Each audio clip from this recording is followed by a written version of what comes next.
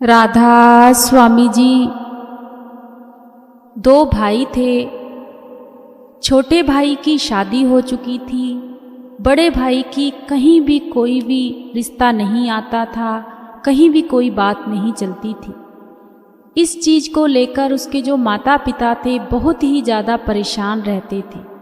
वह कहते थे कि छोटे बेटे की तो हमारे शादी हो गई है, घर बस गया है, अच्छी लड़की मिल गई है, लेकिन पता नहीं बड़े बेटे की कहीं भी शादी नहीं हो रही। इस बात को लेकर वह बड़े बेटे से भी बहुत बार बात करते थे। उनसे कहते थे कि बेटा, अगर तुम किसी को पसंद करते हो या तुम किसी को चाहते हो तो वह बता दो। तो वह जो बेटा था बहुत ही ज़्यादा मेहनती था। उनकी 6 एकड़ ज़मीन थी, सारी की सारी खेती वह बड़ा लड़का ही करता था। और जो छोटा बेटा था वह अपनी कहीं जॉब भी करता था, नौकरी पेशी भी करता था। अब दोनों भाइयों में प्यार तो बहुत था, लेकिन सारा जो खेती का काम था वह बड़ा बेटा करता था। बड़ा बेटा हमेशा अपने माता पिता से एक ही बात कहता था, पिताजी कोई बात नहीं, मुझे शादी की कोई चिंता नहीं, जैसा चल रहा है चलने दो। लेकिन माता पिता इस बात से बहुत दुखी होते थे। अब माता पिता ने मन में बिल्कुल ठान ली कि हमें अपने बेटे की कहीं ना कहीं शादी ज़रूर करनी है, एक अच्छी लड़की देख के। बहुत से रिश्तेदारों को कहने लगे, बहुत लोगों को कहने लगे। अब ऐसे ही समय बीतता गया। कर कराकर एक रिश्ता आया जो उन्हें अच्छा लगा, ठीक ठाक लगा। तो माता पिता कहने लगे कि रिश्ता तो ठीक ठीक है, लेकिन अब हमें अपने लड़के का घर भी बसाना है, तो शादी कर देते हैं। जब लड़के से पूछा तो लड़का ने सारी की सारी बात अपने माता पिता पर ही टाल दी। वह कहने लगे कि जैसे आपको अच्छा लगता है पिताजी माता, आप वैसा ही कीजिए। अब जो भी होना था, शादी भी हो गई, लड़की उस घर में आ गई। अब दोनों भाइयों का घर बस गया। समय ठीक चल रहा था। कुछ ही दिन बीते कि जो बड़ी बहू आई थी वह अपने हस्बैंड को एक ही बात कहती थी कि मुझे आए हुए तो कुछ टाइम ही हुआ है, लेकिन मैं एक चीज़ इस घर में बहुत देखती हूँ, जितनी भी खेती का काम है वह सारा आप देखते हो। और देखो तुम्हारा जो छोटा भाई है बड़ा नवाबजादा बनकर, वह अपने सुबह ही तैयार होकर वह अपने काम पर चला जाता है, तो तुम क्या इस घर के नौकर हो? तो जो बड़ा भाई था वह कहने लगा कि यह तुम कैसी बातें कर रही हो?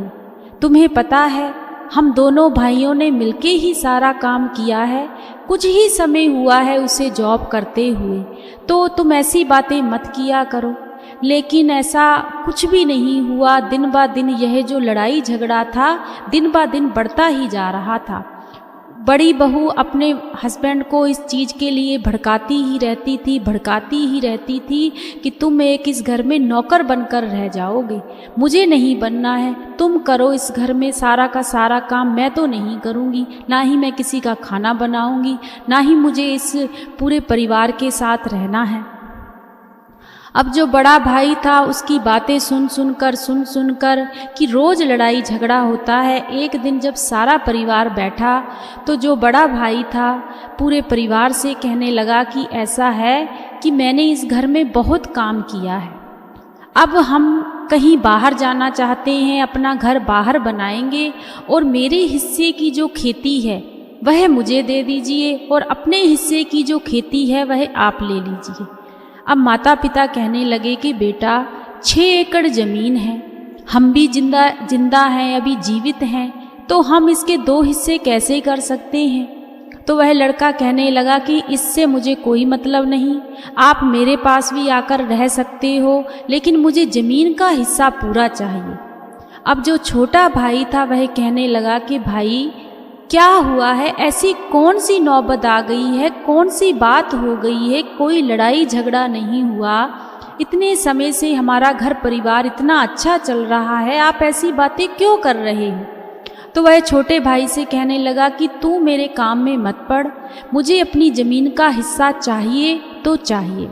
घर में बहुत कलेश होने लगा। अब जैसे कैसे करके उस बड़े लड़के ने अपना पूरा का पूरा हिस्सा 3 एकड़ का ले लिया। बहुत से रिश्तेदारों ने भी कहा कि यह अच्छी बात नहीं है, माता पिता के जीवित होते हुए तुम माता पिता का हिस्सा कैसे ले सकते हो।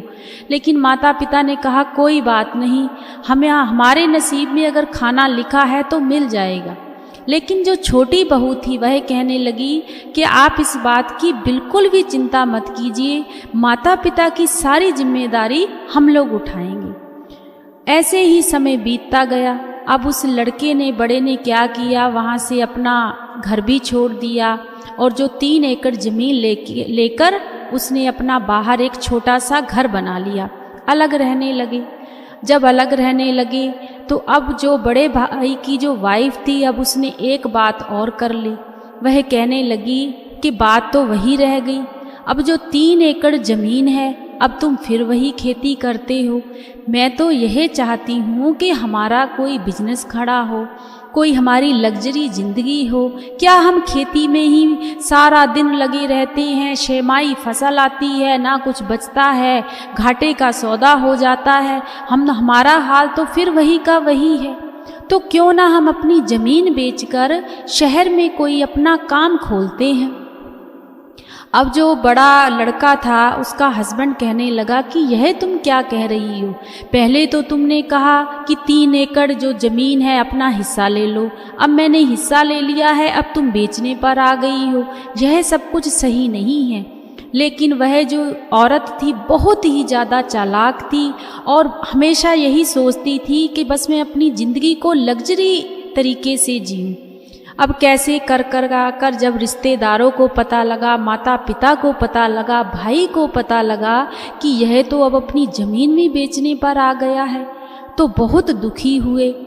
उसका लड़के का पिताजी भी, माता भी, छोटा भाई भी जब बड़े भाई के घर गए तो जाकर समझाने की कोशिश की कि देखो भाई, तुम्हें अलग होना था, वह तो तुम हो गए, घर भी तुमने अपना अलग बना लिया। हमने इस बात से कोई आपसे हमारी नाराज़गी नहीं है, सारी दुनिया होती है, लेकिन ज़मीन क्यों बेच रहे हो? जब तुम ज़मीन बेच दोगे तो तुम्हारे पास रहेगा क्या? तो जो बड़ी बहू थी वह कहने लगी जब आप लोग अकेले रहते हो तो हमें क्यों परेशान कर रहे हो, हम शहर में सेट होना चाहते हैं। अब एक भी बात नहीं सुनी। अब उस बड़े लड़के ने अपनी जो 3 एकड़ ज़मीन थी वह बेच दी। वह बेचकर उन्होंने शहर में एक रेस्टोरेंट खोल दिया। बाकी जो भी कुछ करना था वह सब कुछ, बहुत पैसा लगा दिया उसने, और जो थोड़ा बहुत पैसा था वह अपने घर पर लगा दिया। अच्छा घर बना लिया, लग्जरी घर बना लिया, सारा कुछ कर लिया। अब जो भी कुछ था बहुत सब कुछ अच्छा चल रहा था।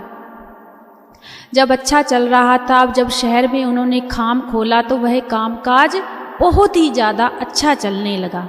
इस चीज़ को देखकर जो उसकी वाइफ थी बहुत ज़्यादा खुश हुई कि देखो मैंने तुमसे कहा था ना कि हम ज़मीन बेचकर अपना काम खोल लें और तुम मुझसे लड़ते थे, देखो हमारा कामकाज कितना अच्छा चल गया है।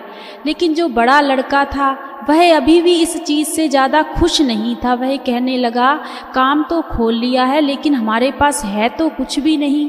अब हमें यहाँ से काम करके अपने गांव जाना पड़ता है। जो हमने घर बनाया है, इतना पैसा लगाया है, वह तो सारा गांव में लगा दिया है। अब वह जो वाइफ थी कहने लगी कि ऐसा करते हैं, वहाँ का जो घर है वह बेच देते हैं। जब यह बात का परिवार वालों को पता लगा तो परिवार वाले, जो उसके ससुराल वाले थे लड़के के, सभी लोग कहने लगे कि देखो ज़मीन तो भाई तुमने बेच ली, अपनी मर्जी की, सारा कुछ किया, लेकिन ये घर नहीं तुम्हें हम बेचने देंगे। इसके लिए तुम्हें जो करना है कर लो, क्योंकि घर एक ऐसी चीज़ है, कभी कोई परेशानी आ गई तो तुम अपने घर तो आ सकते हो। लेकिन जो बड़ी बहू थी वह किसी की मानने को तैयार नहीं थी। लेकिन बड़ा बेटा कहीं न कहीं इस बात को समझ चुका था कि सभी लोग सही कह रहे हैं। तो वह अपनी वाइफ से कहने लगा कि देखो सारा कुछ मैंने तुम्हारी मर्जी से किया है, लेकिन मैं घर नहीं बेचूंगा। अब बहुत अच्छा काम चलने लगा। जो छोटा भाई था वह भी उनके वहाँ पर दुकान में आता था, उनके शोरूम में आता था। बहुत अच्छा उनका रेस्टोरेंट चल रहा था, सारा कुछ बहुत बढ़िया था। भाई बहुत खुश होता था। लेकिन इस चीज़ को देखकर भी जो बड़ी बहू थी वह अपने हस्बैंड से कहती थी, यह देखो यह कुछ ना कुछ करने आता है, देखने आता है कि हम कहाँ कामयाबी पर पहुँच चुके हैं। अब छोटे भाई ने घर आकर जब अपनी वाइफ को बताता था कि देखो उनका ना काम बहुत अच्छा चल गया है, अब मैं भी नौकरी करता हूँ, नौकरी तो ऐसी ही होती है, मेरी कौन सरकारी नौकरी है, तो क्यों ना अपन लोग भी थोड़ी सी ज़मीन बेच देते हैं और अपना कोई काम खोल लेते हैं। लेकिन जब यह बात छोटी बहू को गई तो वह कहने लगी, यह तुम क्या कह रहे हो, हम ऐसा कुछ भी नहीं करेंगे, ऐसा करने से पता है जायदाद भी खराब होती है, तुम जो नौकरी करते हो करते रहो। लेकिन वह जो लड़का था वह कहने लगा कि देखो मेरी एक बार बात मान लो, हमारी 3 एकड़ ज़मीन है, थोड़ी सी बेच देते हैं, 1 एकड़ बेच देते हैं।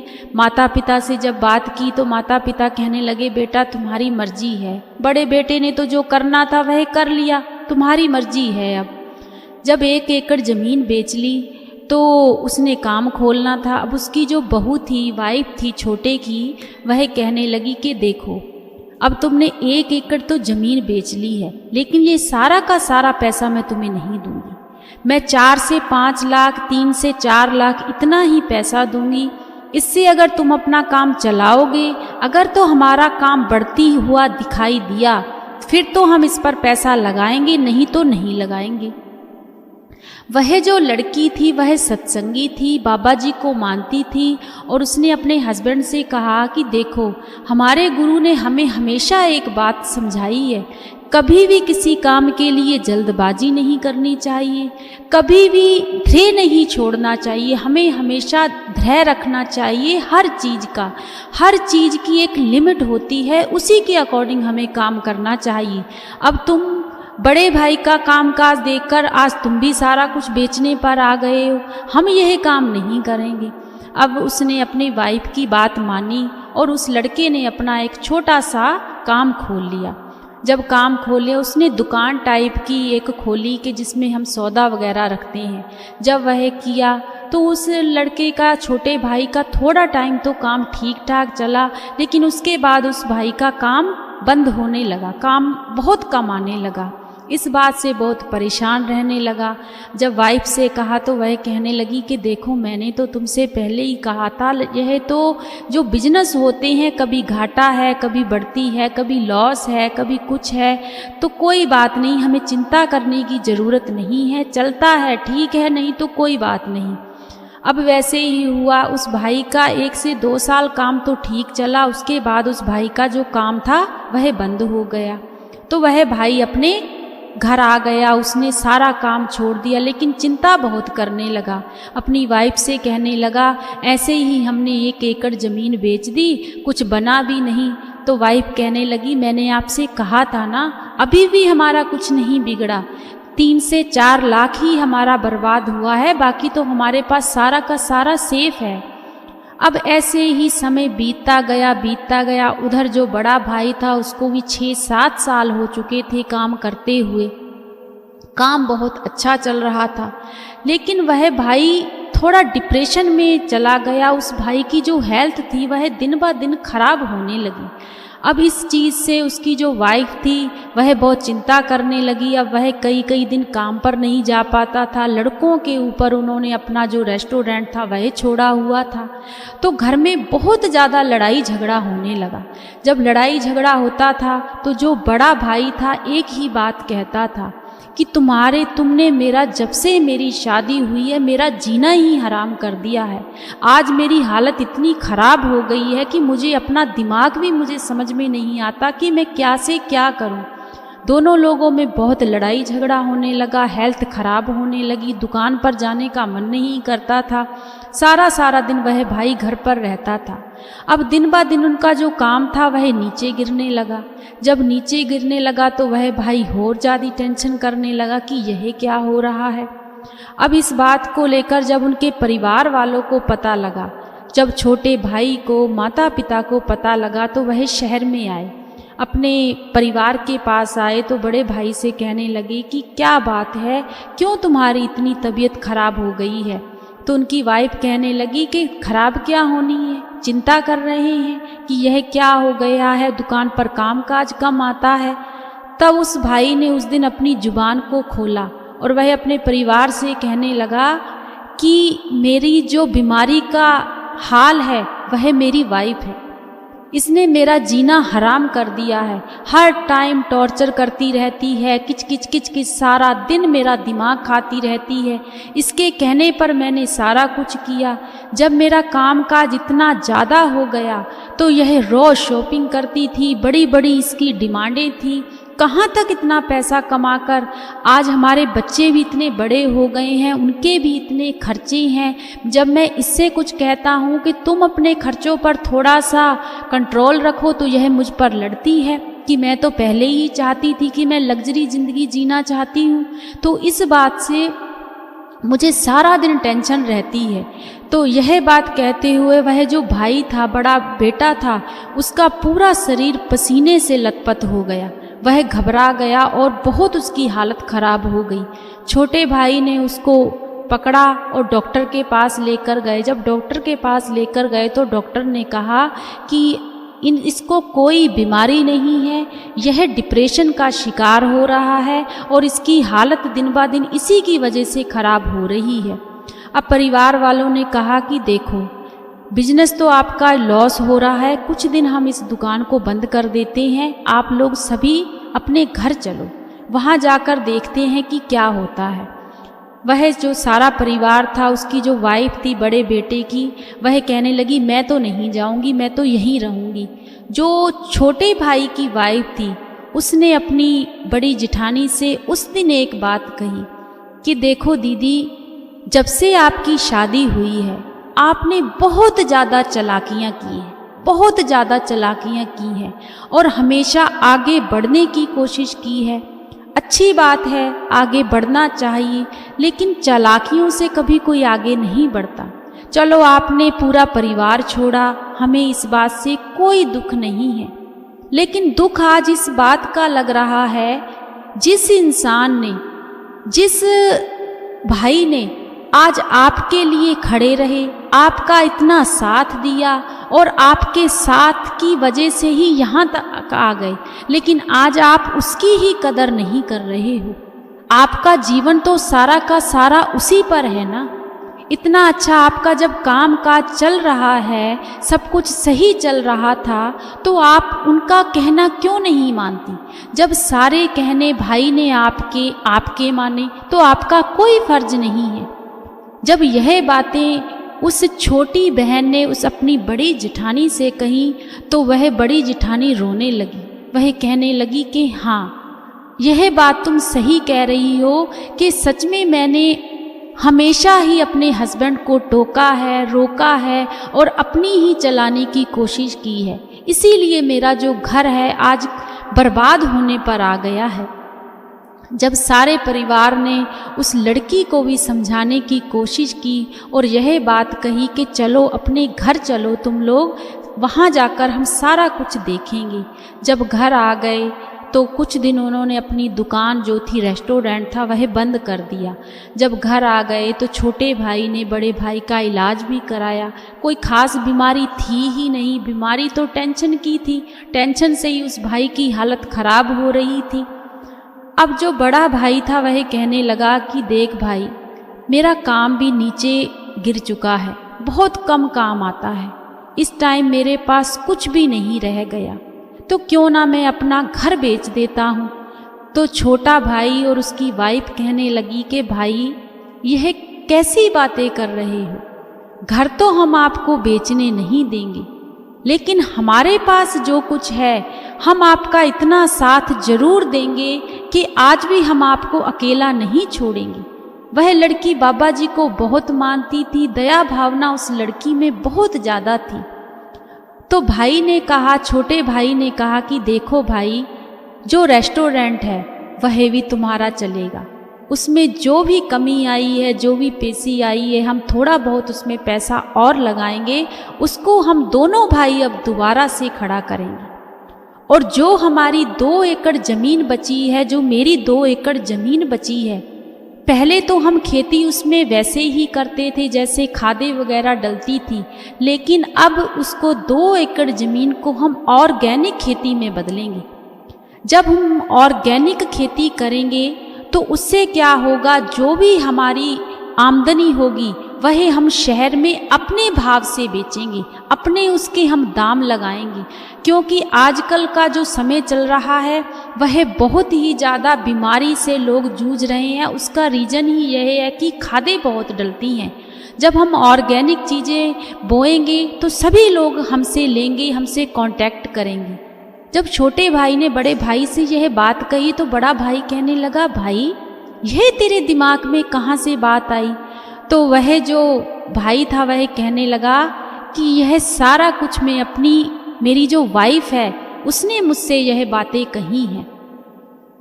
जब छोटी वाली लड़की ने यह बात कही कि देखो भाई, आप बिल्कुल भी चिंता मत करो, हम सब कुछ मिलकर करेंगे। अब वो छोटे भाई ने एक बात कही कि देखो भाई, जो तुम्हारा रेस्टोरेंट है उसका मुझे कुछ ज़्यादा हिस्सा नहीं चाहिए। काम मैं ज़रूर तुम्हारे साथ करवाऊंगा, लेकिन तुम्हारे पास बहुत ज़्यादा लॉस हो चुका है। पहले वह सारा कुछ आप ठीक करो, अपना सेट हो जाओ, हमें कुछ नहीं चाहिए। लेकिन जो हम ऑर्गेनिक खेती करेंगे इसमें आपको अपना आधा हिस्सा डालना पड़ेगा, और जो भी पैसे होंगे वह हम आधे आधे करेंगे। तो बड़े भाई ने कहा कि जैसे भी तुम्हें सही लगता है भाई, वैसे ही करो। अब दोनों भाइयों ने मिलकर पहले तो रेस्टोरेंट को सही किया, अब वह उसी रफ्तार पर चलना शुरू हो गया। और फिर उसमें जो ऑर्गेनिक खेती की और वह इतनी अच्छी हुई, ना उसमें कोई खाद डाली ना उसमें कुछ डाला, और उसमें तरह तरह की फसलें लगानी उन्होंने शुरू कर दी। छोटी इलायची तक लगाना शुरू कर दिया उसमें, और इतनी कामयाबी उनको मिली। फिर उन्होंने शहरों में जाकर इस चीज़ को बताया। जो भी लोग थे उन्होंने जो तेल था, जो सरसों थी, वह भी प्योर उसका तेल बेचना उन्होंने शुरू कर दिया। इस चीज़ से वह इतने ज़्यादा आगे बढ़ गए कि आज के समय में उनका नाम है एक कि वह लोग ऑर्गेनिक खेती करते हैं।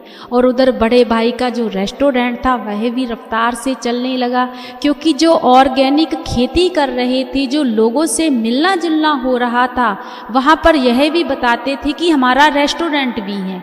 तो दोनों काम उनके बहुत अच्छे चल गए। दोनों भाई फिर से इकट्ठे हो गए। और जो बड़ी बहू थी जिसने बहुत चालाकियाँ की, जब यह चीज़ें देखी और सोची और समझी कि आज मैंने तो बहुत चालाकियाँ की थी, लेकिन आज अगर हमारा परिवार हमें साथ नहीं देता, उसने सारा का सारा शुक्रिया अदा अपनी छोटी देवरानी का किया, छोटे देवर का किया। और कहने लगी कि अगर आज आप लोग मेरे साथ नहीं होते तो शायद मेरी बुद्धि कभी सही नहीं होती, और जो हमने जल्दबाजी में फैसले लिए थे, अगर आपकी जगह कोई और होता तो शायद आज हम सड़क पर होते। तो छोटी बहन कहने लगी कि नहीं दीदी, यही तो फर्क होता है गुरु के बच्चों में। हमारा जो गुरु है वह बहुत बड़ा है। उसने हमें सिर्फ एक ही बात सिखाई है, दया। दया हमारे लिए बहुत जरूरी है। हमारे गुरु ने कहा है, खुद चाहे आधी खा लो, लेकिन उस आधी में से भी उसको आधी दे दो जिसको उसकी जरूरत है। हमारे गुरु ने हमें यह शिक्षा दी है। जब यह बातें छोटी देवरानी ने बड़ी को कही तो बड़ी की भी समझ में आ गई। सारे परिवार ने नाम की बख्शिश ले ली। जो जेठानी इतनी चालाकियां करती थी, आज उसकी सबसे ज़्यादा बैठक है भजन सिमरन। आज वह इतनी गुरु को मानती है, इतना गुरु को मानती है कि उसे अटूट भरोसा हो गया है अपने गुरु पर। लेकिन घर को संभालने वाली कौन थी? छोटी बहन, छोटी देवरानी। तो कहने का भाव सिर्फ इतना है कि भजन सिमरन में बहुत ज़्यादा ताकत है, बहुत। भजन सिमरन जब हम करते हैं तो हमारे में एक दया भावना आती है। अगर जिस दिन हमारे में वह दया भावना आ गई तो हमारे परिवार को, हमारे घर को कभी कोई नहीं तोड़ेगा, कभी कोई नहीं तोड़ेगा। लेकिन ऐसे परिवार बहुत कम हैं, बहुत ही ज़्यादा कम है। लेकिन अगर ऐसे ही सारा परिवार बन जाए, पूरी दुनिया में अगर ऐसा ही प्यार हो जाए, कभी किसी का रिश्ता नहीं टूटेगा, कभी कोई भाई भाई से अलग नहीं होगा, परिवार से अलग नहीं होगा। और जब कोई नीचे गिरता है और उसको एक उठाने वाला मिल जाए और उसको एक संभालने वाला मिल जाए, तो फिर यही होता है जो इन परिवार के साथ हुआ, क्योंकि उन्हें संभालने वाले मिल गए थे। और होता तभी है जब हमारे पर गुरु की बख्शिश होती है, गुरु की मेहर होती है। तो हमें भी ऐसे बनना चाहिए, दया भावना रखनी चाहिए और अपने परिवार को एकजुट रखना चाहिए, मजबूत रखना चाहिए, क्योंकि हमारे गुरु का यही हुक्म है, यही हुक्म है। राधा स्वामी जी।